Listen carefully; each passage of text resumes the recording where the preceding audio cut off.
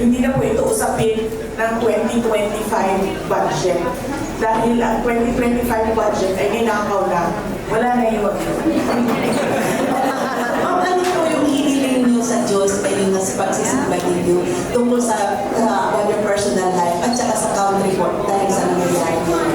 Yes, oo. Dalawa lang po yung dasal ko kanina, ma'am. Personal po, para sa akin, wala.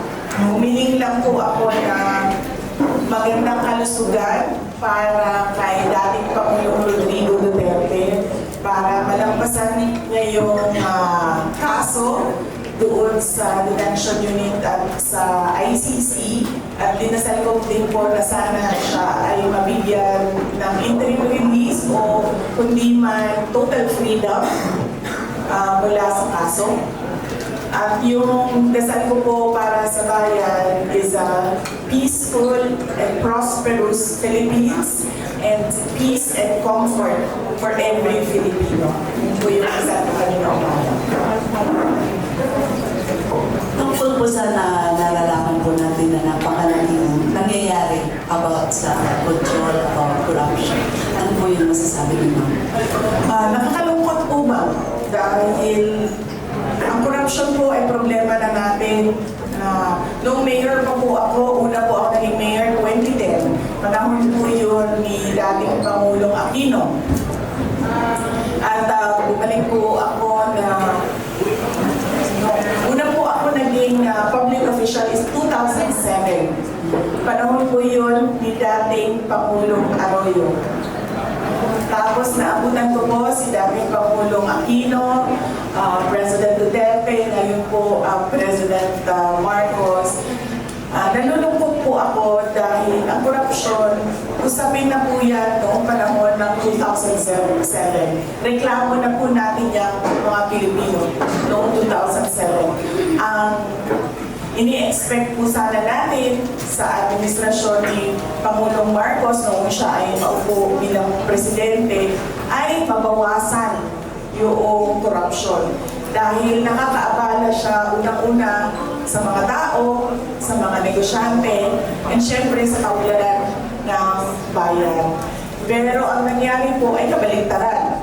Mas lumala po ang korupsyon dito sa ating bayan na siya na rin ang nagiging dahilan sa pinsala sa ating lipunan. At nagdadala din siya ng kahihiyan sa ating bayan, lalong-lalo na sa mga ibang lahi na nakatingin sa atin at nakikinig sa pinag-uusapan natin dito sa bayan natin. At syempre na yung hindi natin maabot yung kaunlaran na pinapangarap natin para sa ating Pilipinas, mahal na Pilipinas, dahil sa korupsyon. Good morning, President. Vice President. Follow up natin sa akin kanina yung interim release ni Tatay Digong. Kumusta na po? Ano po update?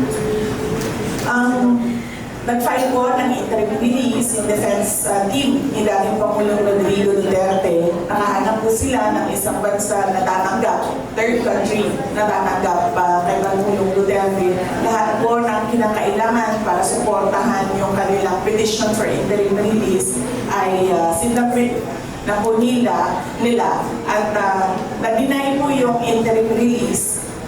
Ngayon, ang hakbang naman ng defense team ay nag-file po sila ng appeal. Tapos, nagsubmit na po sila ng bago pang mga supporting documents na nagsasabi na wala po kay dating Pangulong Rodrigo Duterte yung mga risk factors sa pagbibigay ng interim release. Ang risk factors po, unang-una, flight risk, ibig sabihin magtatago. Pangalawa po ay magte-threaten o mag-intimidate ng mga witnesses. Hindi po galing ni dating Pangulong Rodrigo Duterte yun.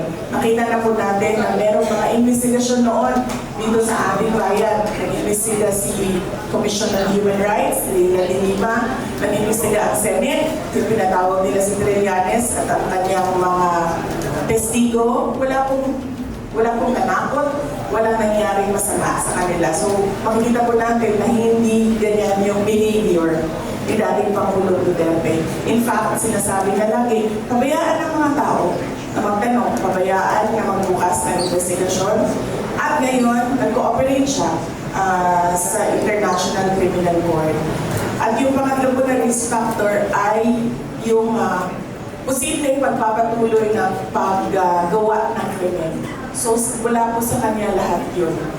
So, yun po yung inuulit ng defense team sa kanilang appeal at naglagay po sila ng iba pang mga supporting documents. Good morning, VP Iway Panigiri of DWIC. Reaction niyo po una, pilit na shift yung investigation dinadala sa flood control projects daw sa Davao. Plus, second, ano po ba yung mga sistema pinatupad at pinapatupad ng pamunaan ng mga Duterte at puro walang negative reaction from your constituents sa Davao with regards to flood control and infra projects dun sa inyo? Una-una po ma'am, hindi na kami nagugulat na pilit na idinidikit yung flood control corruption kay dating Pangulo Rodrigo Duterte at kay Senator Bongo. Kasi sinasabi ko nga noon pa na unang-una, yung nangyayari ngayon, hindi na po ito usapin ng 2025 budget. Dahil ang 2025 budget ay ninakaw na, wala na yun. Ang usapin po ngayon ay yung 2026 budget, 2027 budget, at 2028 budget, at yung mangyayaring eleksyon sa 2028. So kung i-tagpi natin yun, yung ginagawa nilang pag-atake sa kay dating Pangulong Rodrigo Duterte at kay Senator Bongo, gusto lang din nun na matamaan yung ako. Dahil paniwala nila at siguro pakiramdam nila, isa ako sa mga kandidato na pagkapangulo sa 2028. Negative reaction po ng mga tiga Davao, ang tanong niyo po, wala silang negative reaction. Opo. Wala silang negative reaction dahil sa Davao po, transparent po yung pag-i-implement ng projects. Yung mayor po, nagsasabi siya na ito yung plano natin para sa isang taon. Tapos after 1 year, nagsa-state of the city address siya at sinasabi niya rin, ito yung mga hindi nasunod, ito yung mga nasunod na plano, at ito yung mga hindi nagawa at bakit hindi sila nagawa. Nagagawa po namin na ipaliwanag sa mga tao kung ano po yung mga projects at ano po mga dahilan kung bakit sila na-i-implement at hindi sila na-i-implement. So,